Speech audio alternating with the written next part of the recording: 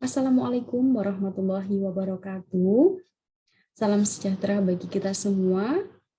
Sebelumnya saya ucapkan terima kasih kepada dosen pengampu mata kuliah Keperawatan Bencana, Bapak Ahmad Musyawir, Eskep Nurse MKep.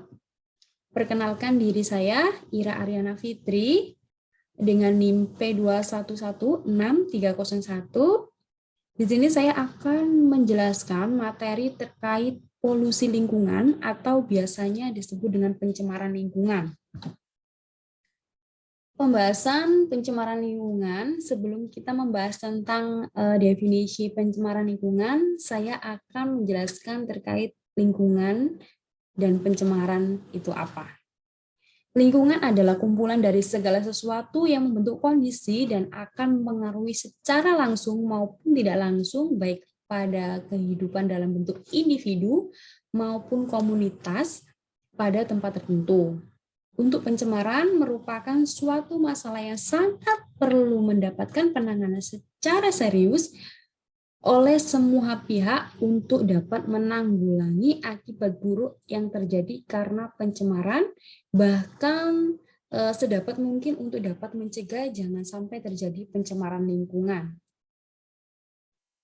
Di sini saya membahas tentang pencemaran lingkungan itu sendiri atau biasanya disebut environmental pollution adalah terkontaminasinya komponen fisik dan biologis dari sistem bumi dan atmosfer sehingga mengganggu keseimbangan ekosistem lingkungan. Lalu menurut Undang-Undang Pokok Pengelolaan Lingkungan Hidup Nomor 4 Tahun 1982 itu sendiri, polusi atau pencemaran lingkungan adalah masuknya atau dimasukkannya makhluk hidup, zat energi atau komponen lain ke dalam lingkungan atau berupa tatanan lingkungan oleh kegiatan manusia atau oleh proses alam, sehingga kualitas lingkungan turun sampai ke tingkat tertentu yang menyebabkan lingkungan menjadi kurang atau tidak dapat berfungsi lagi sesuai dengan peruntukannya.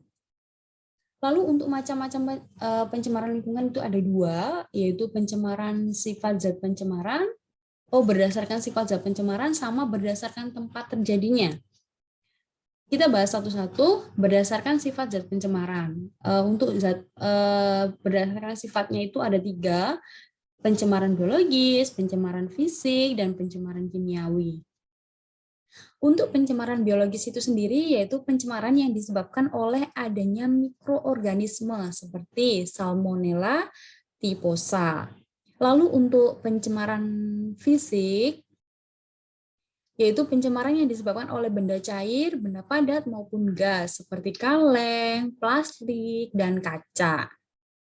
Untuk pencemaran kimiawi yaitu pencemaran yang disebabkan oleh zat kimia seperti adanya senyawa logam, deterjen, nitrat, dan asam sulfat. Lalu untuk berdasarkan tempat terjadinya itu ada tiga, pencemaran air, pencemaran tanah, dan pencemaran udara. Kita bahas satu-satu. Pertama yaitu pencemaran air. Pencemaran air merupakan terjadinya perubahan penurunan kualitas air di suatu tempat perairan seperti laut, sungai, danau, dan air tanah. Untuk penyebab terjadinya pencemaran air itu sendiri, yaitu yang pertama pembuangan hasil bekas limbah industri rumah tangga ke perairan. Lalu yang kedua, adanya partikel-partikel tanah di perairan akibat adanya erosi, penggunaan bahan peledak dan racun dalam kegiatan menangkap ikan. Lalu selanjutnya tumpahnya minyak karena kebocoran tanker atau ledakan sumur minyak lepas pantai. Dan yang kedua yaitu pencemaran tanah. Pencemaran tanah atau darat merupakan penurunan kualitas tanah akibat masuknya ke dalam polutan ke lingkungan tanah berupa zat kimia, debu, panas, suara, radiasi, dan mikroorganisme. Untuk pencemaran tanah disebabkan oleh adanya limbah rumah tangga seperti kaleng, kantong plastik, baterai, bekas, karet, kaca, deterjen, dan sebagainya. Limbah industri seperti asam sulfat, hujan asam berupa sulfur oksida atau SOX dan nitrogen oksida atau NOx. Lalu untuk yang ketiga yaitu pencemaran udara. Pencemaran udara itu sendiri yaitu pengotoran udara akibat masuknya bahan asing atau zat pencemar ke dalam udara secara berlebihan. Untuk zat pencemar udara dapat berupa asap, debu, dan gas buangan bahan bakar fosil. Untuk bahan bakar fosil tersebut dapat berasal dari minyak tanah dan batu bara. Untuk penyebab terjadinya pencemaran udara, bebasnya karbon monoksida atau CO dan karbon dioksida CO2 ke udara yang dapat berasal dari asap kendaraan, asap pembakaran, atau kebakaran, asap rokok, asap cerobong pabrik. Lalu adanya asap vulkanik dan aktivitas letusan Gunung Merapi sehingga dapat menebarkan partikel-partikel debu ke udara.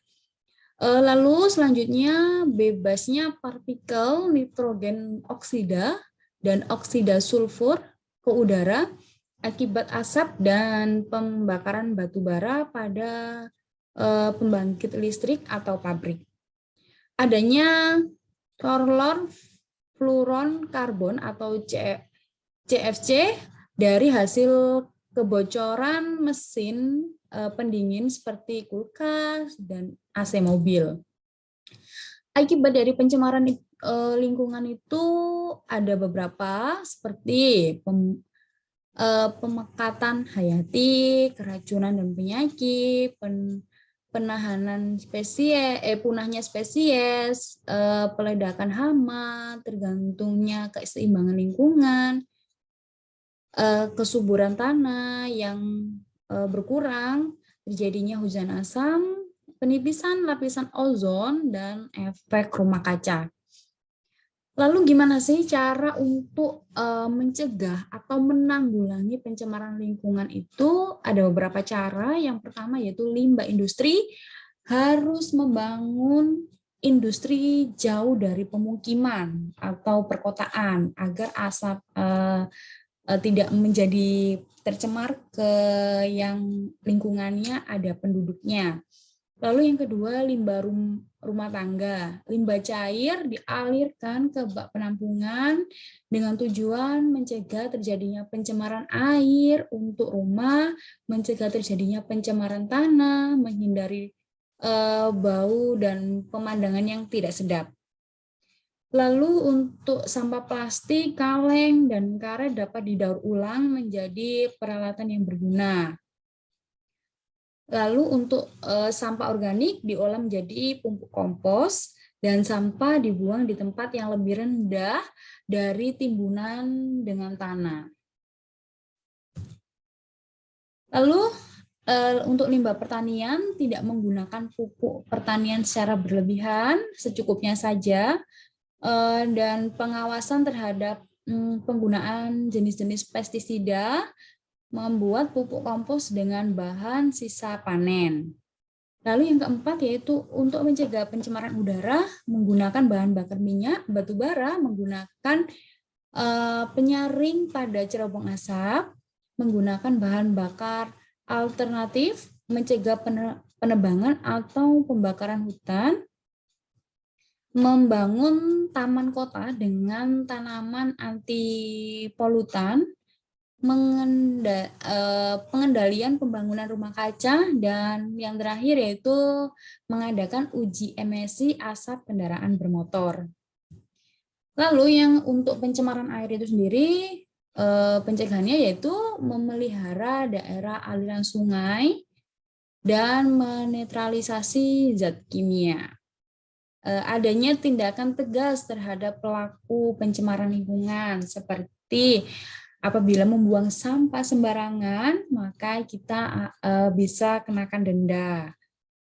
Atau ketika di kampung, di desa, di lingkungan, ada seorang yang membuang sampah sembarangan, maka sepakat untuk memberi hukuman seperti memungut sampah yang sudah diambil dan membersihkan lingkungan.